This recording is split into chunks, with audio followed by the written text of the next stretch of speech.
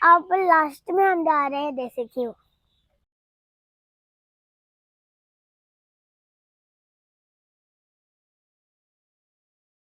अस्सलाम वालेकुम, मैं हाँ जी तुहाडा अपना काका जू। तुसां सारा दे पे यूट्यूब चैनल काका जू व्लॉग।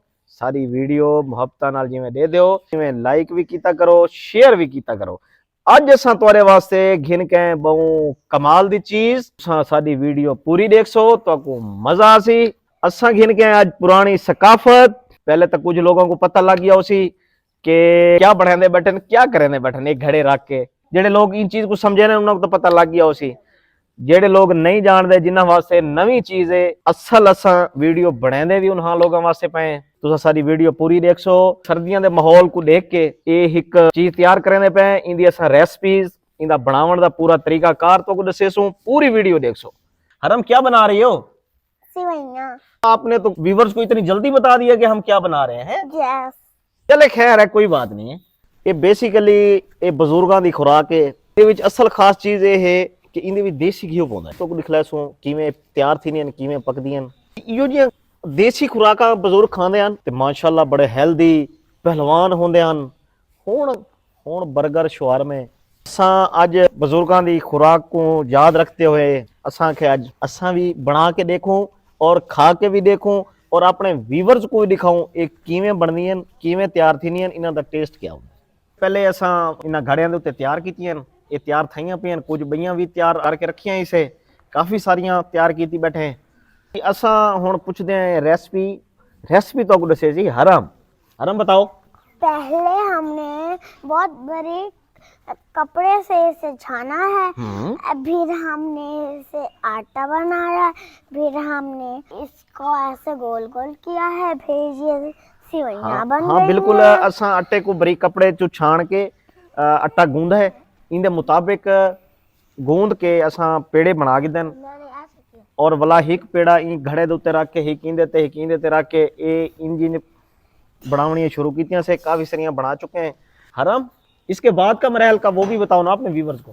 फिर जब ये सेवइयां बन जाएंगी और फिर हम इसे देगची में डालेंगे, पानी डालेंगे और फिर दूध डालेंगे। और क्या क्या डालेंगे? और हम डालेंगे जी हरम रुक गई है, परेशान नहीं थी मना बईया चीज़ां भी इंदे विच पाउणियां। असल गल है कि इंदे विच दुध मेन जिहड़ी चीज़ है वो है देसी घी, वो पाउंदा है। ये असल तैयार भी दूध ते देसी घी थी। अगला मरहल इन्हां दा पक्कण दा मरहल, इन्हां दा तैयार थीवण दा मरहल, खावण तक असां तो को हर चीज़ दिखलासूं। तुसां साडे नाल जुड़े रहो जी। ये सब तो पहले ये पानी चंगी तरह उबालना है, जिहड़ा कि असां दे के उबाली खणे है, बहुत अच्छी तरह उबालना है। उस तो बाद हम क्या करना है? सेवइयां डालनी है। सेवइयां डालनी है। चलो थोड़ी थोड़ी करके डालो जी। ये सेवइयां जड़े ना ये बिल्कुल खिलार के इवें थोड़ी थोड़ियां कट्ठियां ना होवन, थोड़ी थोड़ियां करके इवें खिलार के इहदे विच सटणियां। किचन दे विच बड़ी क्लोज ही जगह ये असां तुहाडे वास्ते खुली जगह दे उत्ते सेहन दे विच ये देगचा फिट कीता है ताकि तुहाको अच्छी तरह असां दिखा सकूं कि किवें ये असां सेवइयां पकांदे पे जी। ये सेवइयां असां इहदे विच सारियां पा छोड़ियां। हुण इको राम नाल इवें चमचे को हिलावना है बड़े एहतियात नाल ताकि ये टुटन ना। ये दे पे हो कि मुश्किल नाल सा वीडियो बनाते पे। मेरी अखां दे विच कितना धुआं वहदा पे, अखां चों पानी निकलदा खड़ा है। इतनी मेहनत करेंदे खड़े हैं सिर्फ तुहाडे वास्ते।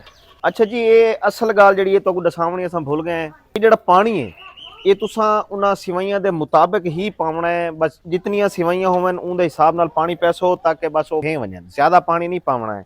ये ना होवे तुसां जिहड़ा ना देगचा फुल कर खड़ा लो। उस तो बाद असां हुण पैंदे पे दूध। यस।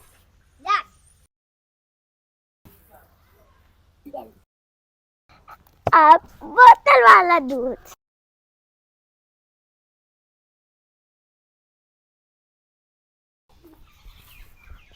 हरम ये ले हम अब क्या डालने वाले हैं हरम? गरी।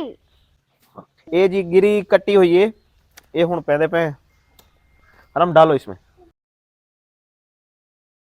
जी। तुसां सौगी भी इहदे विच पा सकदे हो। साडे अक्सर लोगों को अच्छी नहीं लगदी, असां ये गल सौगी नहीं पाई। सौगी भी इहदे विच पौंदी है, तुसां पा सकदे हो। ये हुण असां इहदे विच पैंदे पे इहदे मुताबिक चीनी। ਬਿਲਕੁਲ ਆਰਾਮ ਆਰਾਮ ਨਾਲ ਹਲਾਵਣਾ ਹੈ। ताकि ये टूटे ना। पागल हो, इसे भी डाल। ਅੱਛਾ ਜੀ, ਇਹ ਆ ਗਈਆਂ ਨੇ ਇਲਾਚੀਆਂ, ਛੋਟੀ ਇਲਾਚੀ, ਇਹ ਹਸਬੇ ਜ਼ਰੂਰਤ ਅਸਾਂ ਇਹਦੇ ਵਿੱਚ ਪੈਂਦੇ ਪਏ ਹਾਂ। ਅਕਸਰ ਲੋਕ ਗੁੜ ਵਾਲੀਆਂ ਪਸੰਦ ਕਰਦੇ ਹਨ, ਹਰਮ ਦੀ ਫਰਮਾਇਸ਼ ਤੇ ਚੀਨੀ ਵਾਲੀਆਂ ਬਣਾਈਆਂ। क्योंकि मुझे गुड़ वाली पसंद नहीं है, इसलिए मैंने पापा को कहा है कि गुड़ वाली नहीं चीनी वाली बना। ਇਹ ਦੇਖੋ ਮੇਰਾ ਇਹ ਹਾਲ ਠੀਕ ਹੈ ਧੂਏ ਦੇ ਉੱਤੇ, ਅੱਖਾਂ ਚੋਂ ਮਹਿਸੂਸ ਸੀ ਨਾ ਜਿਵੇਂ ਮੈਂ ਰੋਂਦਾ ਖੜਾ ਹਾਂ, ਮਤਲਬ ਇਹ ਧੂਏ ਦੀ ਵਜ੍ਹਾ ਤੋਂ ਪਾਣੀ ਨਿਕਲਾ ਖੜਾ ਹੈ ਅੱਖਾਂ ਚੋਂ।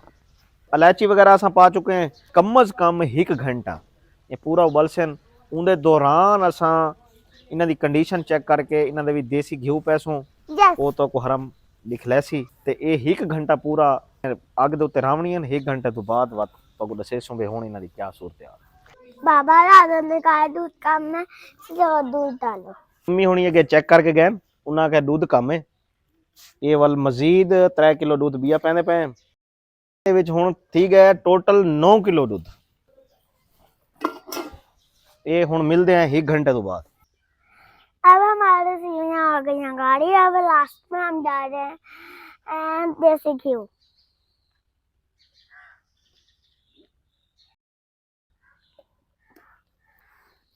जी 1 घंटे तो बाद माशाल्लाह ये तैयार थी चुकी हैं, साढ़े सामने आ चुकी हैं ते असां भी बड़े दिनों तो बाद धूप निकली है ते फटोफट धावण वाली की है भी मत्ता वला के नहीं सूरज लोक वने।